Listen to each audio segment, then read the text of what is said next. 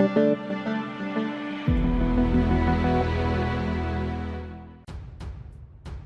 to hard reset Oppo Reno 4 SE. Step 1.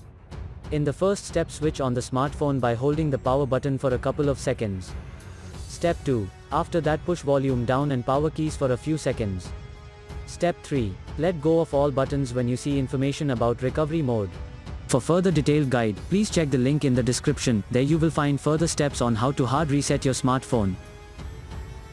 For further detailed guide, please check the link in the description. There you will find further steps on how to hard reset your smartphone. For further detailed guide, please check the link in the description. There you will find further steps on how to hard reset your smartphone.